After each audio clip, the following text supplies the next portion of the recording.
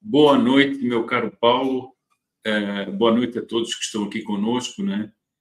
E é uma alegria estar aqui no canal do Silvio para fazer mais um programa, né? Eu até andei foragido aí dos dois últimos programas, mas é que não, eu estava fora e não conseguia mesmo participar aqui.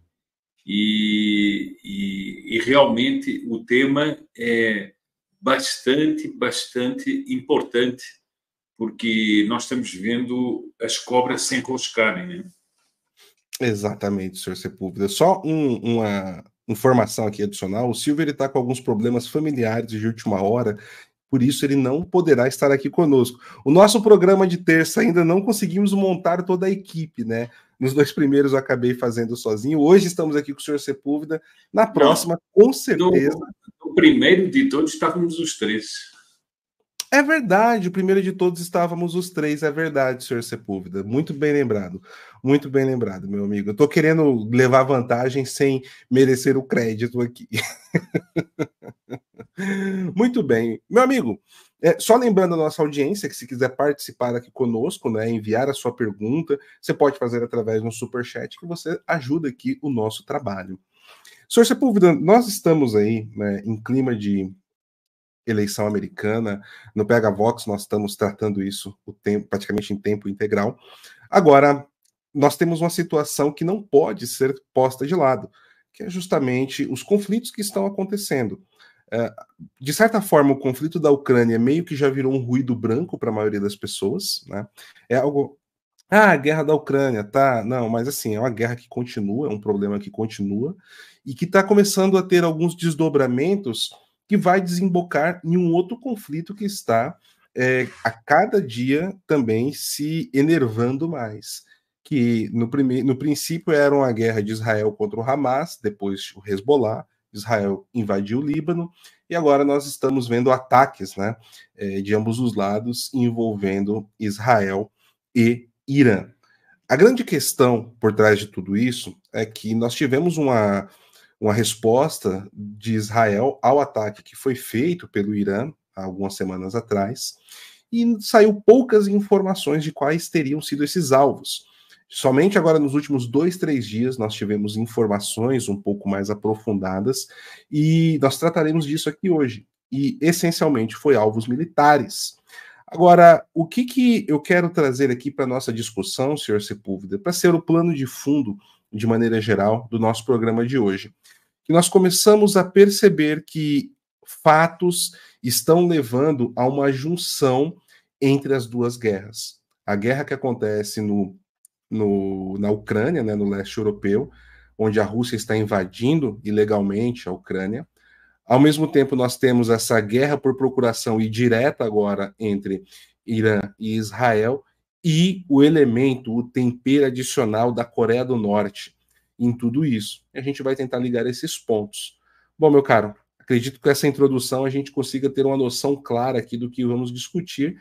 Eu queria passar para o senhor trazer as suas primeiras impressões. Senhor Sepúlveda, fique à vontade.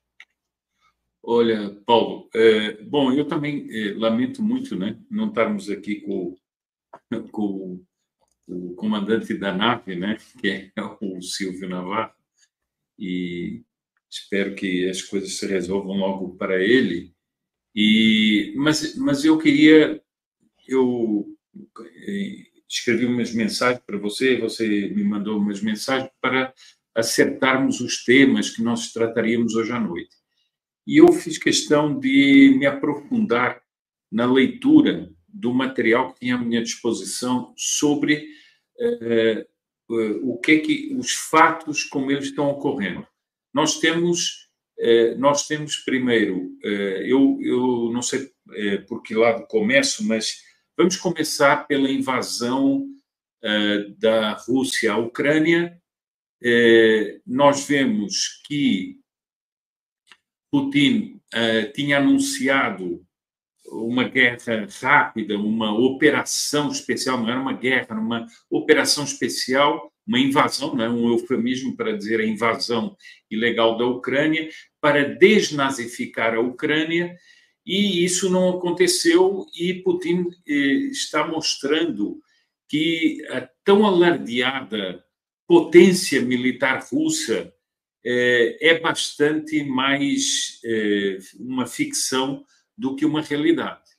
E, a um certo momento, ele, vendo-se numa situação difícil, ele vai começar a recorrer ao Irã. Eu estou dando isso a partir da Rússia e da invasão da Ucrânia, porque agora nós vamos parar no Irã e na Coreia do Norte. Ele vai começar a recorrer ao Irã, que vai produzir uma quantidade gigantesca de drones para os ataques que ele faz diariamente à Ucrânia. Segundo, ele vai recorrer à Coreia do Norte para também conseguir armamento da Coreia do Norte. E numa terceira etapa, e eu acho que essa é uma das coisas mais graves que está acontecendo, agora a Coreia do Norte está enviando tropas para a invasão da Ucrânia. Isso está sendo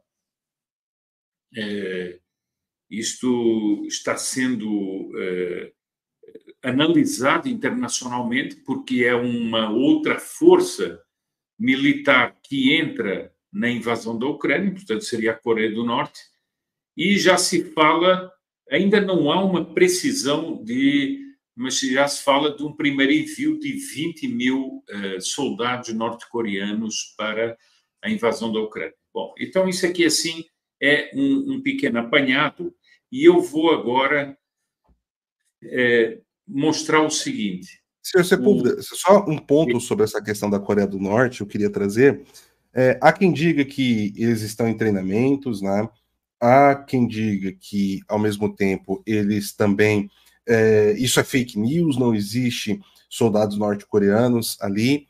Há várias versões. Agora, nós temos aí o que de fato nós temos, né, que foi comprovado, é que 1.500 soldados que são considerados forças de elite norte-coreanas há 2 semanas atrás estavam em treinamentos, né, no extremo leste da Rússia, ali onde tem a fronteira com a Coreia do Norte, né, em Kaliningrado, não, meu Deus, Kaliningrado é desse lado, Vladivostok, né, do outro lado. E o que nós temos também? Algumas interceptações de rádio, já que começaram a acontecer, de soldados russos nervosos, talvez insatisfeitos com a questão dos norte-coreanos na linha de frente, porque eles não estavam conseguindo se comunicar com eles e eles não tinham experiência de combate. Isso estaria atrapalhando inicialmente alguns combates. Alguns desses áudios também já saíram. Né? E aí tem essa questão do número que o senhor disse, né? Em alguns locais dão aí que até 10 mil soldados norte-coreanos são esperados, outros já estão falando de 20 mil, né? Mas o que nós temos aí a gente está colocando todas as versões que tem, né, até o momento, e o que nós temos de fatos comprovados até agora, né? Por favor, senhor Sepúlveda. Não, e um pequeno complemento a isso, que porque no início falava-se muito só de tropas de elite, agora já está-se falando de recrutas só, que seria bucha de canhão mesmo, como a Rússia costuma usar para fazer aqueles ataques maciços que eles fazem em ondas, né? Num estilo assim, Segunda Guerra Mundial. Bom, mas enfim, foi muito bom você fazer essa precisão, né? Porque até agora as informações ainda são desencontradas.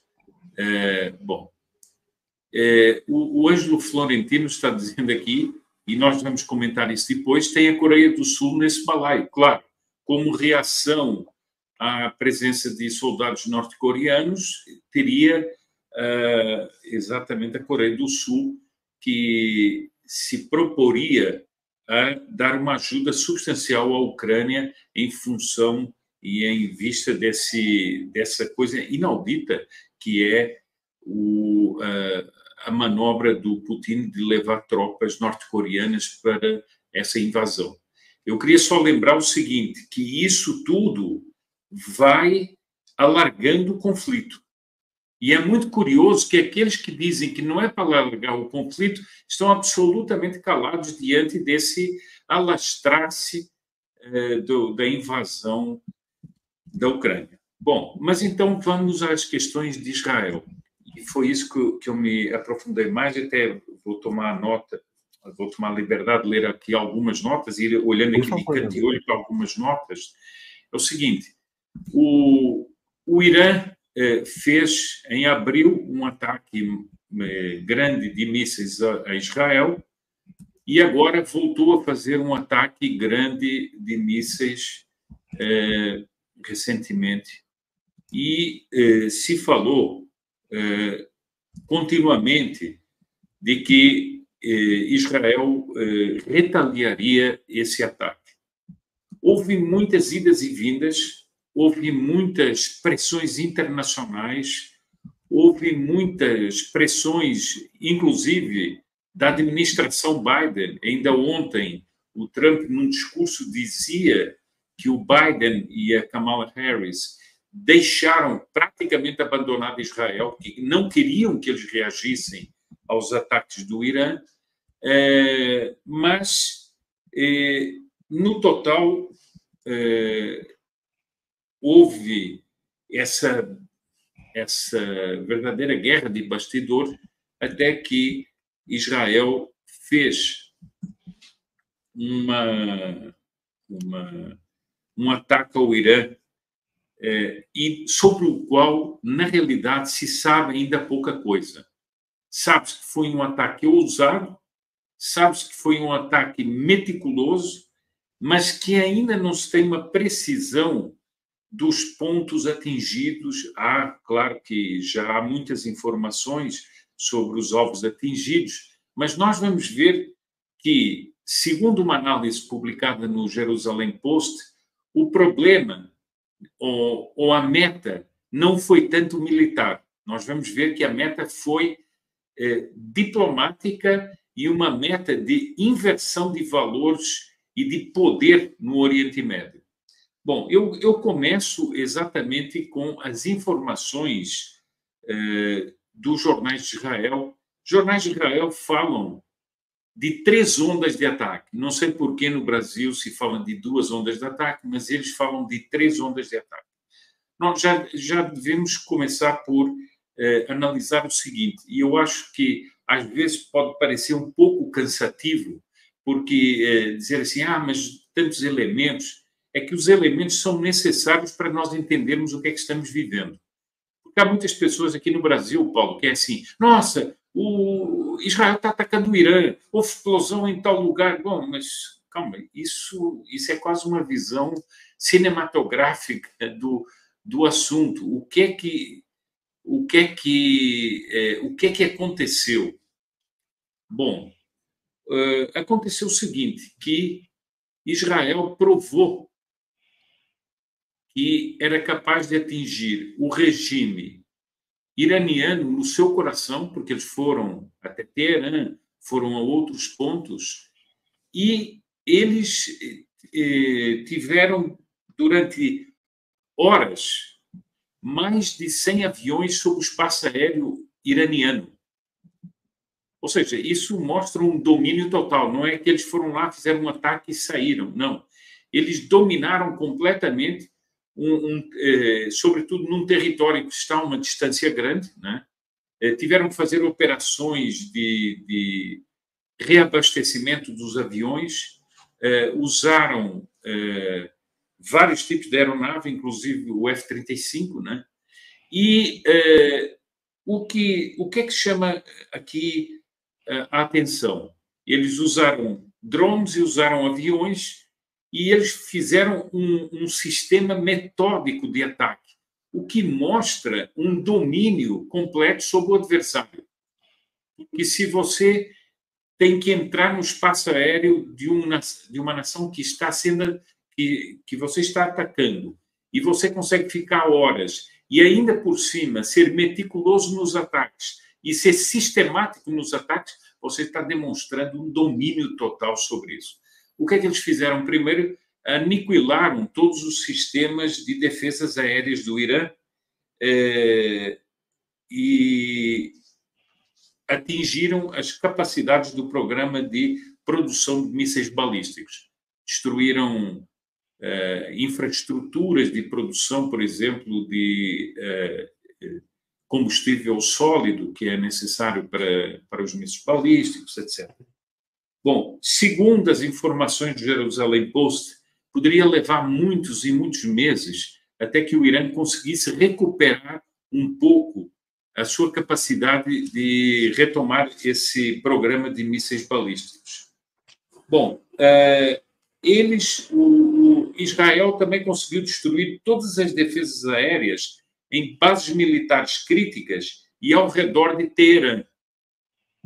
Isso é uma humilhação, como nós vamos ver uma análise que eu li, isso é uma humilhação histórica, porque nenhuma aeronave foi perdida, nenhuma aeronave foi atingida e, portanto, como dizem os castelhanos, o Israel andou nos céus do Irã como Pedro por sua caça. Ou seja, essa foi a realidade. Bom, simultaneamente, Israel fez ataques na Síria, o que também mostra uma larga capacidade militar de Israel. E nós vamos ver agora, isso aqui são os dados, não é, Paulo? Eu depois faria a análise, a seguir leria a análise, mas eu acho que seria interessante você fazer algum comentário, porque claro, eu quis dar primeiro os dados, os poucos dados que eu obtive aí, e agora fazer uma análise, porque na análise é que nós vamos ver que as coisas pulam para a invasão da Ucrânia. E nós vamos compreender isso muito facilmente. Então, perfeito, meu amigo. Não, eu quero só aqui rapidamente agradecer. O Rodrigo Heinrich disse o seguinte: boa noite, senhores, um excelente programa. Muito obrigado, Rodrigo. Bom vê-lo por aqui, estava sumido, né? Mandar um abraço aí para o Rodrigo. Obrigado pela contribuição. Né? E você também pode participar aqui do programa, enviar o seu comentário, enviar a sua pergunta aqui para nós, também através do Superchat. Isso ajuda muito no nosso trabalho da manutenção dele, tá certo, pessoal? Bom, senhor Sepúlveda, eu acredito que o ponto aqui, né, que a gente tem que levar em consideração é um pouco daquela questão de expectativa e de efetividade, né? Porque eu só vou reforçar o que o senhor comentou. Muitas vezes as pessoas pensam na questão de guerra, dá-lhe aqui, dá-lhe ali, e de repente, não, estou esperando uma coisa grandiosa, que vai explodir tudo e a guerra vai acabar. É meio que como acompanhar um filme, final de uma série, e a coisa não funciona assim. Israel já fez movimentos mais cautelosos, fez movimentos bastante surpreendentes e, ao mesmo tempo, também teve movimentos que não surpreendeu, pelo menos com as informações que nós temos disponíveis. Então, tem muitas pessoas que falam, nossa, mas prometeram tanto, que iam fazer tanto e não fizeram nada. Como o senhor disse, senhor Sepúlveda, 100 caças invadir o espaço aéreo do Irã, circular, bombardear, destruir, não ter nenhum abatido e todos voltarem, e se tivesse, não, mas isso é propaganda, quem garante que não abateu? Se o Irã tivesse abatido, rapidamente eles pegariam os destroços, divulgariam as imagens, para usar isso como propaganda também de guerra, porque faz parte. Então, isso eu julgo que é algo grande. Imagine se nós tivermos 100 caças voando aqui dentro do Brasil, bombardeando tudo, e o Brasil não ter condições de se defender. Ainda mais o Irã, que adota uma retórica o tempo inteiro, que vai destruir o Estado de Israel, que é a fúria deles, o fogo e etc., e a bomba atômica. Né? Então, assim, a que ponto o Irã ele tem a capacidade de se proteger? É óbvio que nós, aqui no que eu vou falar, né? Israel poderia, por exemplo, bombardear o palácio do governo do Irã.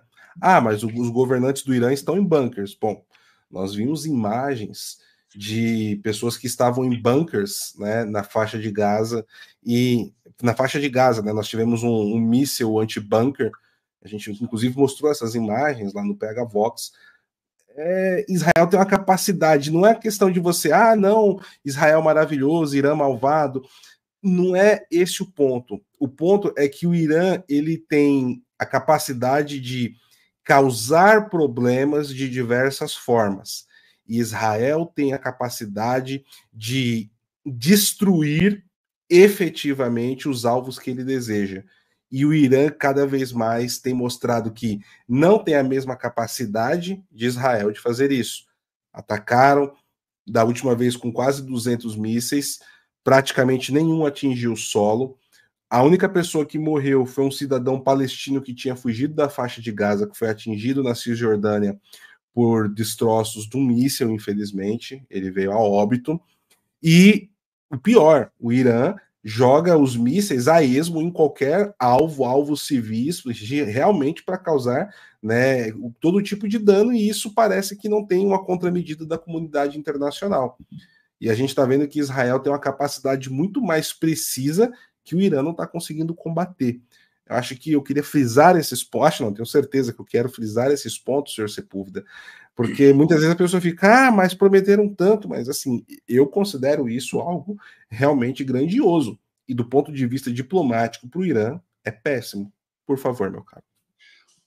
Paulo, eu acho que essa sua observação foi muito boa, e eu acrescentaria o seguinte: nós não podemos, nós no Brasil temos um pouco aquele hábito da torcida, é Israel contra o Irã e tal. Não, vamos com calma. O que é o Irã? O Irã se projeta no Oriente Médio como uma potência regional. E ele quer ter uma influência regional e trabalha para isso com muitos proxies. Nós temos os Houthis no Iêmen, nós temos o Hezbollah no Líbano, nós temos o apoio indireto do Irã ao Hamas. Oficialmente não há esse apoio, mas houve esse apoio nos ataques do 7 de outubro de 2023. Então, nós vemos que o Irã constrói, seja militarmente, seja economicamente, etc., com o petróleo, projeta uma imagem de uma potência regional. Então, não é um país qualquer, é uma potência regional. Ora, o que Israel vai fazer? Humilhar uma potência regional. E nós vamos ver que a humilhação vai bater na Rússia também. Isso é muito importante. E é aqui que nós vamos ligar à invasão da Rússia à Ucrânia. Um artigo assinado por Zvika Klein no Jerusalem Post intitula-se assim: Humilhação histórica. Ataques de precisão deixam o Irã indefeso. E o artigo diz o seguinte: dava para imaginar a cara de surpresa dos dirigentes e de pânico dos dirigentes iranianos ao verem que as aeronaves israelenses entraram pelo espaço aéreo do Irã e foram onde quiseram e atingiram o que quiseram. E o que mais assustou é que tenham sido ataques cirúrgicos. Ou seja, não foi um ataque assim repentino em que joga alguns mísseis e tem que fugir rapidamente. Não. Foi um ataque cirúrgico, pensado, com medida, e como quem diz o seguinte: essa é a primeira etapa, porque isso é o que muitos analistas dizem, essa é a primeira etapa, e nós vamos ver o seguinte: essa primeira etapa tem uma consequência diplomática e política, que é deixar a liderança iraniana entre a espada e a parede. Nós já vamos ver isso. É uma operação audaciosa, meticulosamente calculada, não é uma coisa disparatada, que deixa completamente combalida e abalada a potência regional chamada Irã.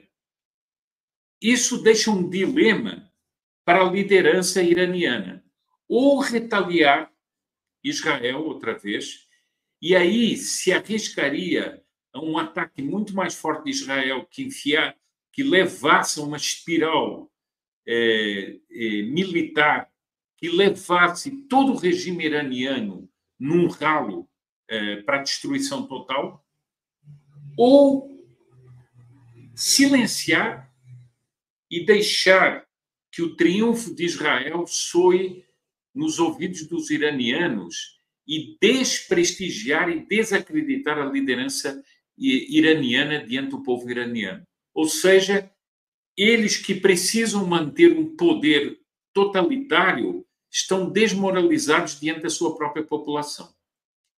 Bom, aqui o artigo diz uma coisa muito interessante. Não se trata de uma ameaça de Israel. Trata-se de uma promessa que foi cumprida, pois bateu à porta dos iranianos. Não é que ficaram dizendo, nós vamos lançar aviões, vamos levar aviões e vamos fazer. Não, eles fizeram efetivamente dentro do Irã. Israel reescreveu as regras do jogo. Não é apenas um exercício de poder militar, é uma declaração de mudança de jogo no poder regional. Ou seja, Israel provou, e nós vamos ver aqui no artigo, que o problema não é o Irã. O problema é que esse recado foi dado para outros países, como Estados Unidos, França, Rússia, etc., em que Israel mostrou o seguinte: nós temos poder militar para ir ao coração dos nossos inimigos e atacá-los ali. O Irã ficou como a imagem, eu achei muito interessante. O Irã, que se apresentava como uma potência regional, com grandes capacidades militares, ficou como um mágico que está no palco e, de repente, todo mundo descobriu o truque dele e ele ficou de mãos vazias. Ele ficou de mãos vazias. E o público todo começou a rir do mágico que não conseguia fazer as mágicas dele. Achei a imagem muito interessante. Tem uma pergunta aqui interessante, acho que cabe até no momento, da senhora Marilena. Será que esse ataque não foi preparação? Há quem diga isso, né? O que o senhor acha? Olha, eu acho o seguinte, que não diria que foi propriamente uma preparação para uma nova onda, mas foi um primeiro momento de declaração de poder que deixa o Irã numa saia muito justa. Se o Irã, como está prometendo, ou pelo menos a Guarda Revolucionária está prometendo, retaliar Israel, aí sim eu concordo que seria uma preparação. Ou seja, foi uma demonstração de poder militar que mostrou, mas efetiva, porque realmente muitos dos processos de fabricação dos mísseis balísticos foram atingidos. Há muitos danos mesmo profundos aos programas de armamento do Irã. Aqui também há uma outra observação da Andrea Coutinho que fala de aguardar os resultados da eleição americana. Também acho que em certa medida, há isso também. Bom, como diz o artigo, uma linha foi traçada nos corredores do poder, bem além de Teherã. Isso é que eu acho que é importante nós percebermos o seguinte: Israel, ele não quis dar um recado a Teherã, ele quis dar um recado a Teherã que batesse na porta das chancelarias como dos Estados Unidos, da França, da Europa, etc. Da própria ONU, não é? Com todo o jogo que tem feito para proteger esses agressores como o Irã, a Rússia, etc. Há um ponto de virada em que Israel remodelou o equilíbrio do poder no Oriente Médio. Porque até agora todo mundo via o Irã como uma potência regional que podia falar alto. Ora, isso, do ponto de vista militar, ficou desmentido. Bom, quais são as consequências disso, por exemplo, para a invasão russa da Ucrânia? É que esses programas de fabricação de mísseis, etc., do Irã, que ficaram atingidos, vão impossibilitar o Irã de continuar a fornecer a quantidade de armas que eles estavam fornecendo à Rússia. Portanto, aqui, assim, falando de um pouco de bilhar ou de snooker ou sei lá o quê, foi uma bola na tabela que foi bater na outra bola. Ou seja, houve uma jogada que bateu no Irã, mas foi prejudicar a Rússia.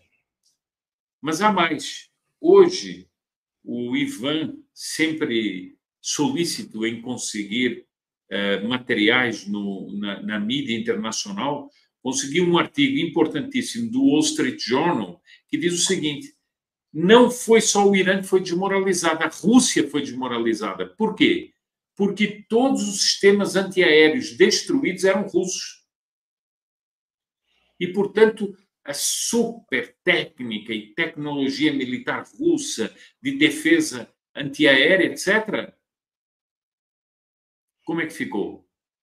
Toda ela foi destruída pela aviação de Israel. Isso é uma humilhação para a Rússia. E o Wall Street Journal mostra bem isso. Então, nós temos que, por isso é que eu digo o seguinte: aqueles que veem a política internacional, não é, apenas numa espécie de fla-flu, perdem muito da essência do que é realmente uma operação como essa. O lema, por isso que o nosso lema no PH Vox lá é geopolítica não é linear, né, meu caro? Exatamente, exatamente. Como é que fica a propaganda russa sobre os seus sistemas antiaéreos, que já têm sido destruídos pela Ucrânia em grande quantidade, e agora os sistemas que defendiam o Irã, quase todos eram russos e foram destruídos? Como é que fica isso? Bom, então, enfim, essa era a análise que eu queria transmitir aqui, que me parece muito importante e que mostra que o ataque militar foi quase um pretexto para uma série de outras coisas políticas e diplomáticas. Porque acontece o seguinte: nós não podemos esquecer que nós estamos diante de uma nação minúscula, que é Israel. Minúscula. E que demonstra ter um poderio militar e uma capacidade de defesa simplesmente impressionante.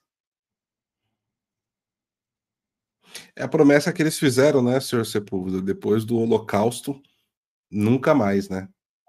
É a promessa que eles fizeram. Nunca mais os judeus eles iriam morrer indefesos, né? Isso é uma questão muito viva dentro do Estado de Israel, né? E da própria comunidade internacional judaica, né? E aí não importa se você gosta ou não gosta de Israel. Isso aqui é uma análise de como eles estão enxergando a realidade desde 1945. Né? Inclusive, o Benjamin Netanyahu falou essas palavras, né? Para quem assistiu já o From the River to the Sea, também da Brasil Paralelo, lá eles falam: olha, se vocês não gostam das medidas que a gente tome, se vocês querem criar narrativas e vocês vão ficar chateados, tudo bem. É um preço muito, muito barato a se pagar, perto do que a gente já pagou lá atrás. E nós não vamos mais ficar, né, indefesos ou à mercê do que possa vir. Né? Agora nós teremos, inclusive, isso que é uma coisa que vale ressaltar, alguns dos entrevistados que estão ali são pessoas que foram pacifistas durante muito tempo, né? Pessoas que tentavam negociar, olhavam até mais para o lado de Gaza do que do lado dos palestinos, do que o lado dos israelenses, e alguns até com indicações a prêmios Nobel da Paz e falando assim: nós temos que ter os melhores mísseis, os melhores soldados, né? A retórica dentro de Israel hoje é completamente diferente. Completamente diferente, porque quer se fazer esquecer muito fácil, né, meu amigo, o que foi o 7 de outubro de 2023. Essa é uma questão que não deve ser esquecida. E, senhor Sepúlveda, outro ponto que eu queria lembrar... Eu queria só chamar a atenção do seguinte: aqui eu não vou entrar nesse tema, porque esse tema nos levaria a muitas... longe demais. Mas há uma questão que é o seguinte: há uma mudança substancial na política de Israel, que é o seguinte: até agora, havia sempre esforços diplomáticos para conter Israel e forçar as soluções diplomáticas. O que é que Israel está fazendo no momento? Ele está fazendo uma campanha de destruição do Hamas, uma campanha de destruição do Hezbollah. Ninguém pode dizer que esperava a eliminação dos cabeças desses grupos. Hoje eu vi na revista Oeste, creio que 28 cabecilhas desses grupos terroristas já foram eliminados. E os cabecilhas máximos. Inclusive, o cabecilha máximo do Hamas foi eliminado em Teherã. Horas depois de estar ao lado do senhor Geraldo Alckmin, diga de passagem, gritando morte a Israel e morte à América. E todos aqueles homens que estavam sentados ao lado do Geraldo Alckmin, todos morreram. O único que está vivo é o Alckmin. Todos morreram. Morreram não, né? Foram assassinados, eliminados, foram mortos pelo Estado de Israel. Bom, então eu queria mostrar isso, quer dizer, ou seja, Israel partiu para uma opção diferente e digamos assim, esse ataque cirúrgico ao Irã faz parte disso. Isso era um ponto que eu queria chamar, porque nós temos que ver isso no contexto dessa guerra ao Hezbollah e dessa guerra ao Hamas. E senhor Sepúlveda, uma coisa que vale a pena lembrar também é que parece que desde o começo da invasão da Ucrânia, Israel sempre teve um interesse muito genuíno no conflito. É tanto que, na época, o primeiro-ministro não era o Benjamin Netanyahu, ele saiu por um período, né, perdeu a eleição, e o Bennett era o primeiro-ministro de Israel à época, e ele foi ter uma reunião pessoalmente com o Putin, né? Eu lembro que nós fizemos uma análise em cima das informações que saíram na época. Logo após a invasão, o Bennett ele foi a Moscou, conversou com o Putin, algumas fotos inclusive foram divulgadas. Muitas pessoas não entenderam qual a relação que tem Israel. Bom, primeiro a questão da Síria, né, que também impacta ali a questão geopolítica, né, da região, a geografia política da região para Israel. Nós temos toda a questão do Irã também, porque o Irã é um grande aliado de Israel, já sabia da dependência, ou não sei se dependência à época é a melhor palavra, mas o fornecimento de aparato militar iraniano, tá, e tecnologia bélica iraniana para a Rússia também. Fora o fato de que o Volodymyr Zelensky ele é judeu. Então, acredito que todos esses fatores levantaram alertas ali para o Estado de Israel nessas aproximações que tentaram fazer com a Rússia. O que nós vimos agora foi uma reunião no Turcomenistão, há mais ou menos uns 10 dias atrás, acho que 3 ou 4 dias antes da retaliação de Israel.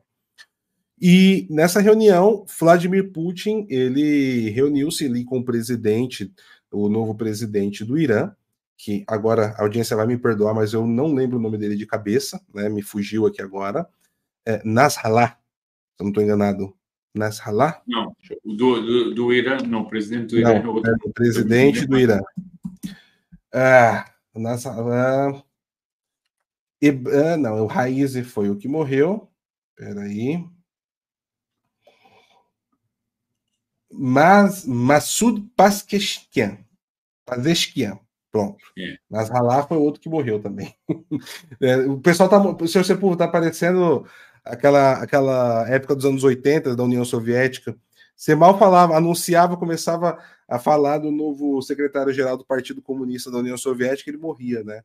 Foi um atrás do outro, né? Tá mais ou menos assim. Agradecer aqui também o The Blameless, né? Também colocou aqui, ó, o Massoud Pezeshkian.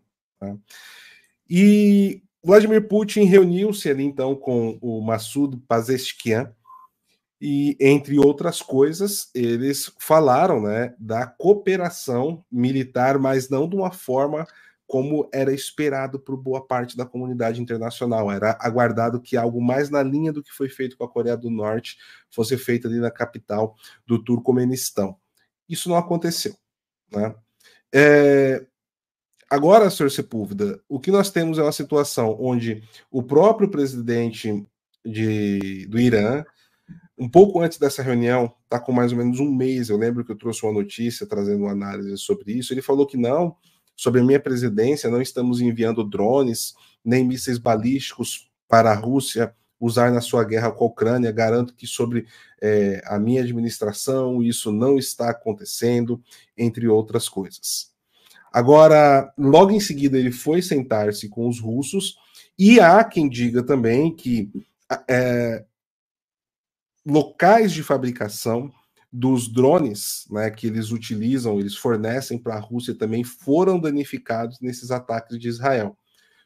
Por um lado, isso é um problema, né, porque você diminui a sua capacidade industrial, mas a Rússia já estava produzindo alguns drones em fábricas que eles já estão praticamente prontas dentro da Rússia. Não tem muita informação do nível de prontidão, mas alguns drones já estavam saindo de dentro da Rússia com a tecnologia iraniana, né? Os iranianos começaram a construir essas fábricas dentro da Rússia. Então a gente percebe que a necessidade que a Rússia tem, tanto do Irã quanto da Coreia do Norte, nesse momento, ela é muito grande, principalmente para o fornecimento de armas e também soldados. Vale lembrar que a Rússia está comprando muitos projéteis, sejam de cartuchos, né, para metralhadoras, né, e afins, como também mísseis e morteiros, está vindo da Coreia do Norte, e agora soldados também. E o Irã estaria fornecendo mísseis balísticos em menor quantidade, mas em grande quantidade estaria oferecendo drones. Eles têm uma tecnologia de drones, parece que bastante eficiente e com a tecnologia barata, né? Então, são alguns pontos que nós vemos. E a China tem sido essencial para a Rússia para o financiamento de tudo isso, né? E também para a validação e chancelamento diplomático. Senhor Sepúlveda, agora o que nós temos aí é a falência total da ONU no meio de tudo isso. Porque... Eu posso só acrescentar uma outra coisa aqui, assim, ainda do ponto de vista militar, mas que não é estritamente militar. Depois você já falaria sobre a ONU. É o seguinte: há muito tempo atrás eu fiz um programa no meu canal com um artigo que parecia um artigo que não tem realidade nenhuma, mas que agora volta à baila, que era o seguinte, que o Putin tinha um plano de desestabilizar o fornecimento de grãos e de alimentos pelo mundo.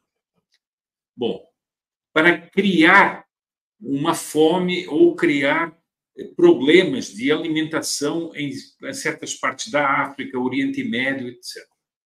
Bom, nós hoje, ou há uns dias atrás, temos um alerta do primeiro-ministro britânico sobre esse plano do Putin. E nós vemos o seguinte: o que é que o Putin está fazendo?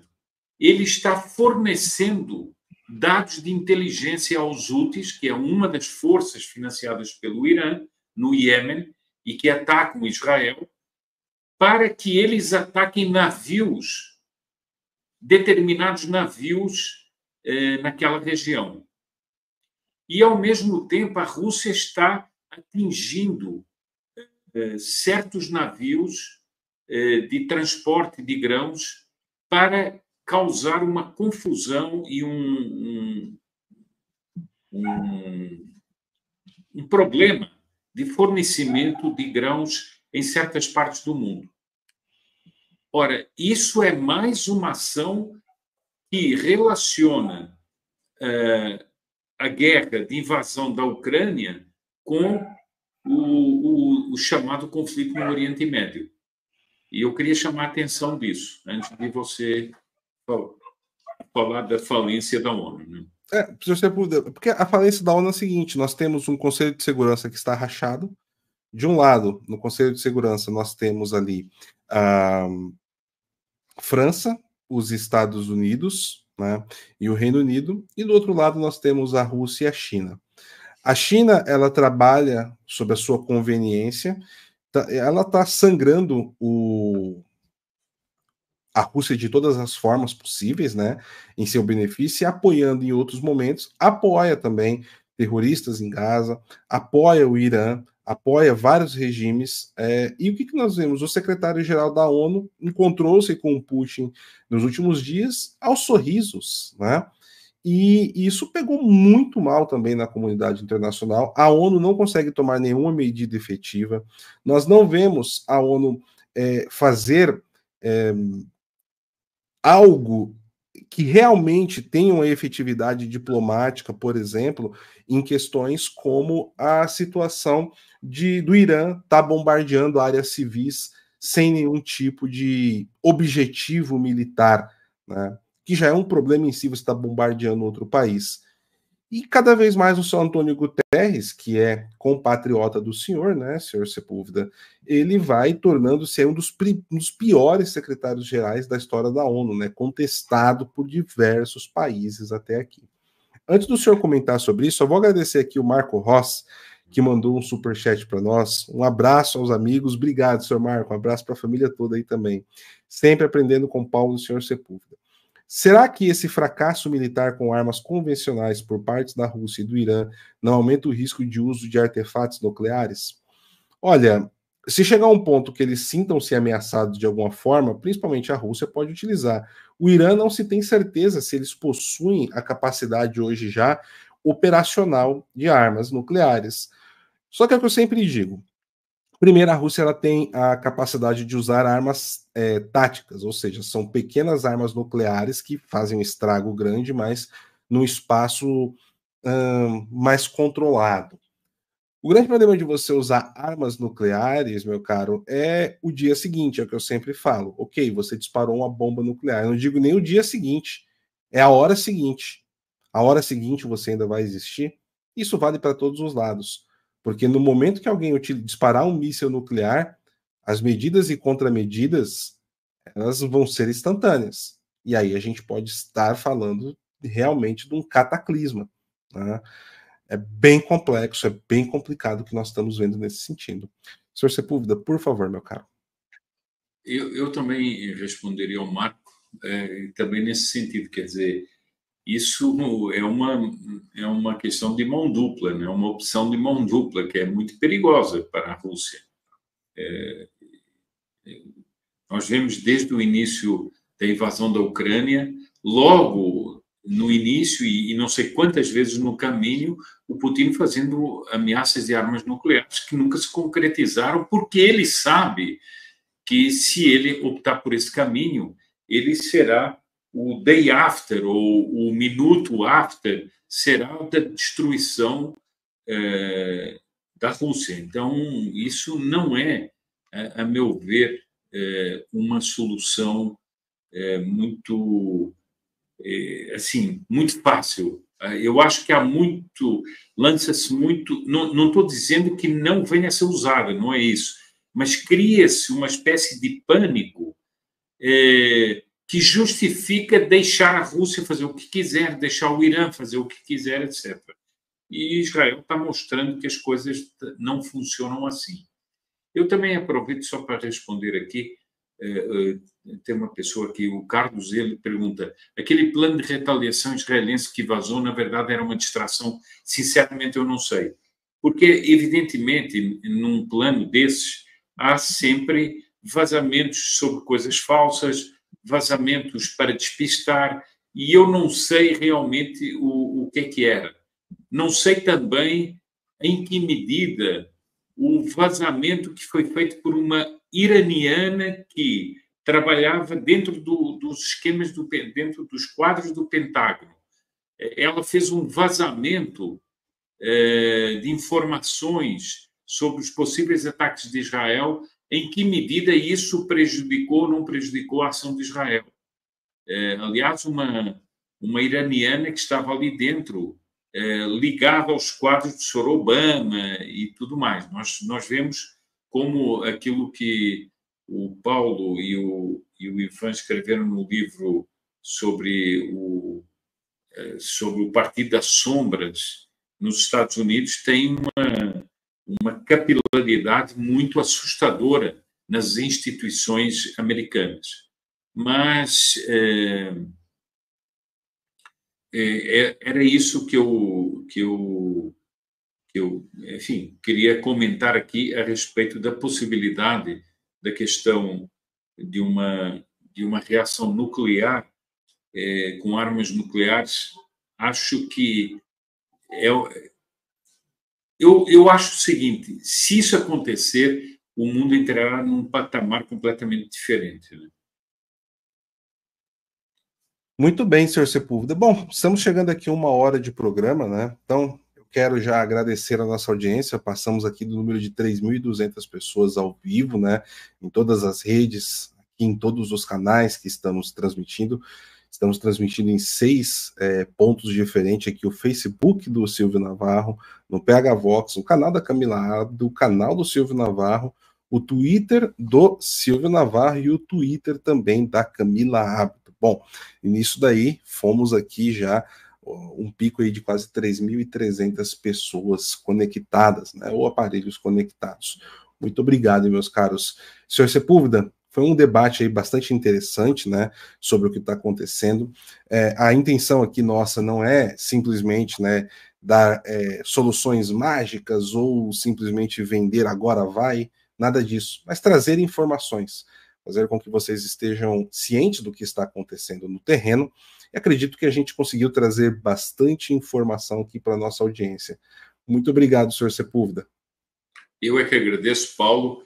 E agradeço também ao Silvio, né, que não está aqui presente por impedimento, mas agradeço ao Silvio que é o convite que ele nos faz aqui para o canal dele, para podermos tratar de assuntos assim de política internacional e que vão bater à nossa porta. Vão bater à nossa porta.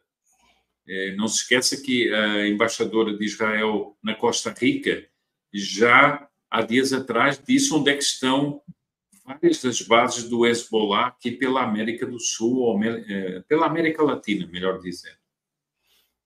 Perfeitamente, meu caro. Então tá certo, muito obrigado, pessoal. Mais uma vez aqui estender também o agradecimento à Camila Abdo, que está nos ajudando aqui nos bastidores da transmissão, e deixar o nosso abraço aqui também ao Silvio Navarro e agradecer mais uma vez pelo espaço também. Fiquem todos com Deus, meus caros, um forte abraço, e tem um recado importante aqui, né, sobre a cobertura das eleições americanas para vocês, tá bom? Então, a gente se vê logo mais. Tchau, tchau.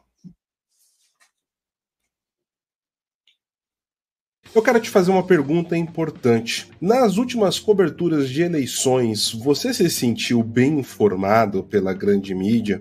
Sobretudo nas eleições americanas, aquilo que os correspondentes internacionais traziam a você era realmente aquilo que você sentia de fato acontecendo no terreno e pelos relatos, principalmente nas redes sociais? E justamente por isso que nós aqui do PH Vox temos uma missão muito importante em fazer sempre as melhores coberturas internacionais, sejam de acontecimentos e eventos importantes, também como de eleições. E a eleição americana acabou tornando-se uma marca importante do nosso trabalho. Justamente por isso, ao final da última eleição, em 2020, fizemos uma promessa ao nosso público, que nesse ano de 2024 iremos cobrir a eleição in loco. E sim, nós iremos cumprir essa promessa. Ivan Kleber e eu já estamos com tudo pronto para transmitir diretamente de Washington, D.C., 5 de novembro, tudo o que de mais importante acontecerá na noite do 5 de novembro, nos dias anteriores e no dia seguinte também. Mas para isso, a gente precisa contar com você como uma peça fundamental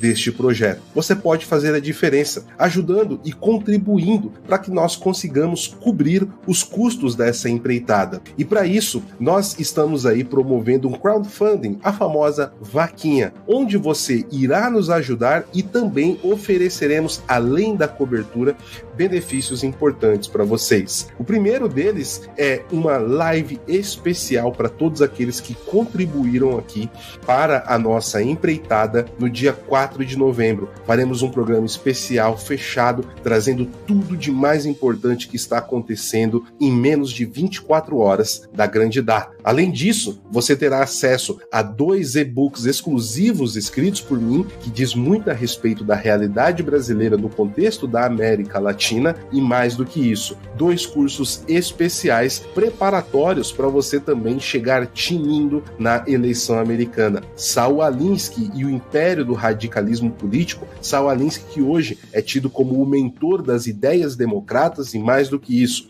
o mentor em pessoa de Hillary Clinton e, por influência filosófica e de ideias, de Barack Obama e de boa parte do Partido Democrata, e os Estados Unidos e o Partido das Sombras, ministrado por mim e pelo Ivan Kleber. Então, nos apoie, seja parte fundamental. Acesse apoie.phvox.com.br. Contamos com você e nos vemos nessa cobertura especial.